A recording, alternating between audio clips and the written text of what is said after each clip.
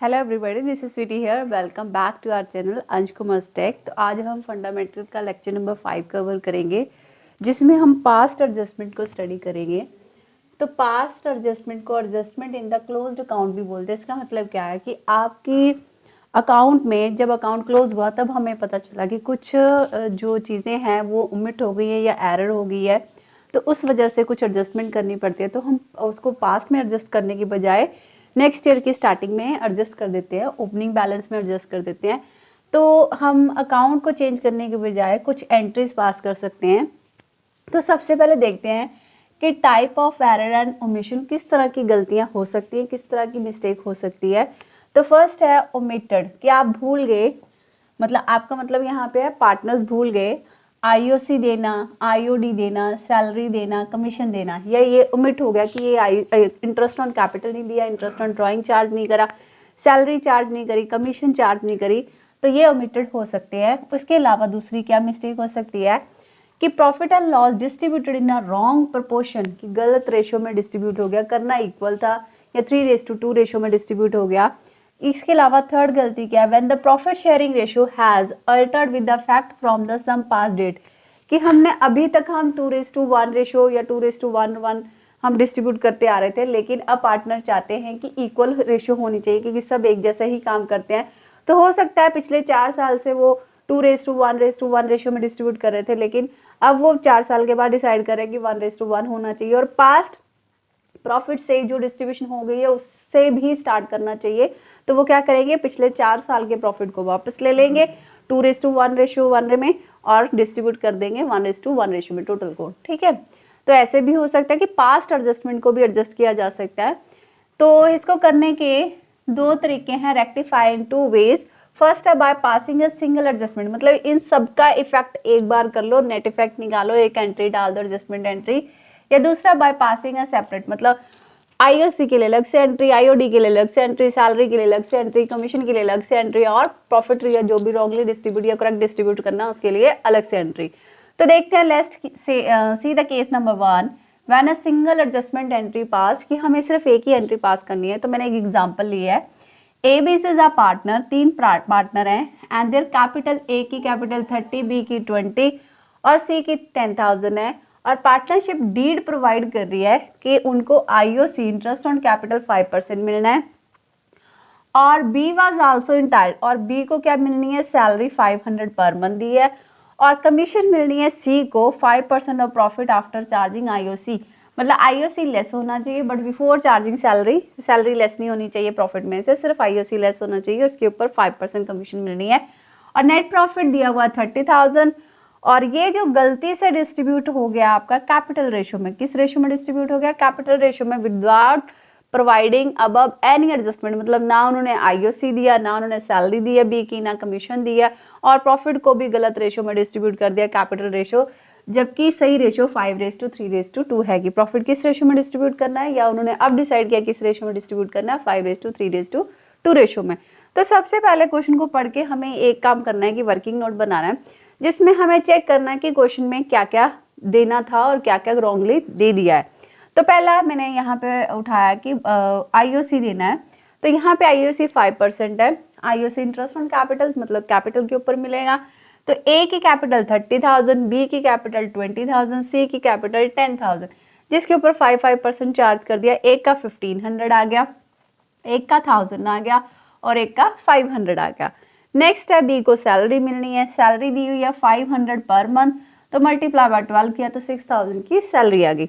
उसके बाद है कमीशन टू सी, और सी को जो कमीशन मिलनी है वो 5% है, तो ये रहा 5%। और चार्ज कैसे करनी है, प्रॉफिट आफ्टर चार्जिंग आईओसी, मतलब प्रॉफिट में से सिर्फ आईओसी माइनस होना चाहिए, प्रॉफिट में से सिर्फ आईओसी। तो यही 1500, 1000 और 500 मैंने लेस कर दिया, तो 27,000 की प्रॉफिट अमाउंट रिमेनिंग रहेगी, उसके ऊपर 5% किया, तो ये 1350 की आपकी कमीशन आ गई सी के लिए। नेक्स्ट है करेक्ट डिविजिबल प्रॉफिट कितना आया, अब प्रॉफिट डिस्ट्रीब्यूशन करेक्ट कितना, 5:3:2 रेशो में कैसे करेंगे। 30,000 का हमें प्रॉफिट गिवन था, जिसमें मैंने आईओसी भी लेस कर दिया, सैलरी भी लेस कर दी, क्योंकि आफ्टर एडजस्टमेंट देना है तभी करेक्ट बनेगा। आईओसी लेस कर दी, सैलरी भी लेस कर दी, और कमीशन भी लेस कर दी। उसके बाद जो वैल्यू आई 19650, उसको 5:3:2 रेशो में देना, ये हमारा करेक्ट डिविजिबल प्रॉफिट हो गया। ठीक है, बट एक चीज और थी, यहाँ पे रॉन्गली डिस्ट्रीब्यूट हो गया। अगर ये ना भी लिखा था तब भी मैं वापस लेती प्रॉफिट को, क्योंकि प्रॉफिट विदाउट एडजस्टमेंट हुआ, इस वजह से जो प्रॉफिट पहले डिस्ट्रीब्यूट होता है उसको रॉन्ग प्रॉफिट मान के वापस लेना पड़ता है। मतलब अगर आपको 4 एडजस्टमेंट दिया है तो 5वीं आपको अपने आप करनी पड़ती है। तो यहाँ पे तो चलो दी हुई है कि कैपिटल रेशियो में डिस्ट्रीब्यूट हुआ, तो wrong distributed profit take back, मतलब हम वापस ले लेंगे। कौन सा प्रॉफिट था रॉन्ग? 30,000, क्योंकि विदाउट एडजस्टमेंट, और किस रेशियो में डिस्ट्रीब्यूट हो गया था? 3:2 रेशियो, जो कि कैपिटल रेशियो 30,000, 20,000 एंड 10,000, तो रेशियो बनाएंगे 3:1 रेशियो आ जाएगी, तो ये रॉन्ग। तो सबसे पहले ऐसे सॉल्व कर लेना, इससे क्वेश्चन आसान हो जाएगा आपको। एक तो ये पता चल गया कि क्या चीजें करेक्ट है, आईआरसी करेक्ट है, सैलरी करेक्ट है, कमीशन करेक्ट है, डिविजिबल प्रॉफिट करेक्ट है, रॉन्ग डिविजिबल प्रॉफिट को वापस लेना है, ठीक है। तो यहाँ पे आते हैं, इनको सॉल्व करने का तरीका क्या है। तो ये एक टेबल बना, वैसे इसको हम पार्टनर्स कैपिटल अकाउंट और फर्म अकाउंट या P&L अकाउंट भी बोल सकते हैं। जैसे A, B, C 3 पार्टनर है, तीनों को लिख दिया, फर्म लिखा है या P&L एप्रोप्रिएशन लिखा है, एक ही बात है, तीनों का कंबाइन यहाँ पे बन रहा है, फर्म तीनों की कंबाइन है। सो फर्स्ट मैं रॉन्गली डिस्ट्रीब्यूटेड प्रॉफिट को वापस ले रही हूँ, तो ये रहा रॉन्गली डिस्ट्रीब्यूटेड प्रॉफिट 30,000 का। तो क्योंकि पहले प्रॉफिट क्रेडिट हुआ होगा, क्योंकि जब हम डिस्ट्रीब्यूट करते हैं प्रॉफिट को तो बाय P&L एप्रोप्रिएशन आता है, तो पार्टनर्स कैपिटल अकाउंट में पहले क्रेडिट हुआ, टेक बैक वापस लेना है, तो इसको डेबिट करेंगे। 30,000 को 3:2 रेशियो 1 रेशियो में डिस्ट्रीब्यूट किया तो 15,000, 10,000, 5,000 आया। अगर पार्टनर्स के कैपिटल अकाउंट में ये डेबिट है तो ऑब्वियसली फर्म में ये क्रेडिट होगा, ये ऑपोजिट होते हैं हमेशा, ठीक है। तो फर्म में क्रेडिट कर दिया। उसके बाद इंटरेस्ट ऑन कैपिटल, तो इंटरेस्ट ऑन कैपिटल सबको मिलना है, हमें पता है इंटरेस्ट ऑन कैपिटल उनकी कैपिटल इंक्रीज करता है पार्टनर की, इस वजह से क्रेडिट साइड पे आया, तो ये क्रेडिट साइड पे डाल दिया, और फर्म में इसका टोटल डेबिट साइड पे आ गया, क्योंकि ऑपोजिट जाएगा, ठीक है। क्योंकि पार्टनर्स की अगर इनकम है तो एक्सपेंस का वो फर्म का वो एक्सपेंस है। नेक्स्ट है सैलरी बी को मिलनी है, बी में क्रेडिट कर दी और फर्म में डेबिट कर दी। फिर है कमीशन, सी की कमीशन थी, सी में क्रेडिट कर दिया, फर्म को डेबिट कर दिया। अब आपने क्या करना है, फर्म के बैलेंस को प्रॉफिट को बैलेंस करो। तो ये मैंने बैलेंस किया, तो यहाँ पे बैलेंसिंग फिगर 19650 की आई, जो कि डेबिट साइड पे आई। जो बैलेंसिंग फिगर कहाँ आई है? डेबिट साइड पे। ये मैंने लिखा भी है, ये बैलेंसिंग फिगर है, और हमें पता है करेक्ट प्रॉफिट यही आना था, और इसको किस रेशियो में डिस्ट्रीब्यूट करना है? 5:3 रेशियो में, क्योंकि यहाँ पे डेबिट है, फर्म के लिए डेबिट है, तो पार्टनर्स के लिए क्या हो जाएगा? क्रेडिट। तो करेक्ट प्रॉफिट 19650 5:3 रेशियो 2 रेशियो में डिस्ट्रीब्यूट हो गया, तो ये आपका क्रेडिट साइड पे पुट कर दिया, ठीक है। बैलेंस याद रखना सिर्फ P&L एप्रोप्रिएशन या फर्म को करना है, आपने पार्टनर्स को बैलेंस नहीं करना है। तो अब क्या कर रहे हैं हम? पार्टनर के डेबिट का टोटल कर रहे हैं, क्रेडिट का टोटल कर रहे हैं। फिर डेबिट का टोटल 10,000 है, क्रेडिट का टोटल 10930 है। ऐसे इसका सी का कर दिया, 5,000 डेबिट में आया और 7745 आपका क्रेडिट में आया। फिर आपके ने क्या करना है कि एडजस्टमेंट कैसे करनी है। जिस साइड आपका ज्यादा, जैसे यहाँ पे डेबिट कितना ज्यादा 3675, तो डेबिट साइड पे उतना बैलेंस, इन दोनों का डिफरेंस लिख दो। अब किस साइड ज्यादा 930 आपका क्रेडिट साइड पे ज्यादा है, तो आप क्रेडिट साइड पे लिख दो, और यहाँ पे भी क्रेडिट साइड पे ज्यादा, तो बैलेंसिंग फिगर क्रेडिट साइड पे लिख दो। जिस साइड ज्यादा है उस साइड बैलेंस लिखना है, ये याद रखना है आपने। तो बस बन गई एंट्री।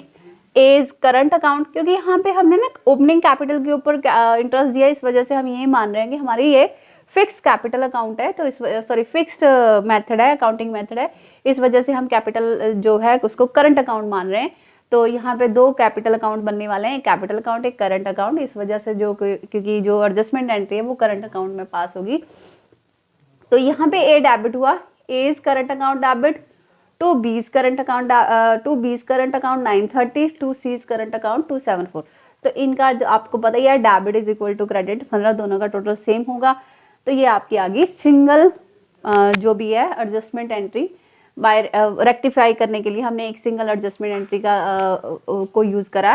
किस वे से कि आपने ये टेबल बनाया जिसमें ए बी सी कैपिटल और P&L एप्रोप्रिएशन, जिसको देना था करेक्ट वैल्यू वो पार्टनर में क्रेडिट करा, फर्म में डेबिट करा, और जो रॉन्गली डिस्ट्रीब्यूट हुआ था उसको वापस ले लिया, पार्टनर में डेबिट कर दिया, फर्म में क्रेडिट कर दिया, और जो करेक्ट प्रॉफिट P&L का आया उसको पार्टनर में डिस्ट्रीब्यूट कर दिया, जो करेक्ट रेशियो है, ठीक है। उसके बाद बैलेंस कैसे लिया?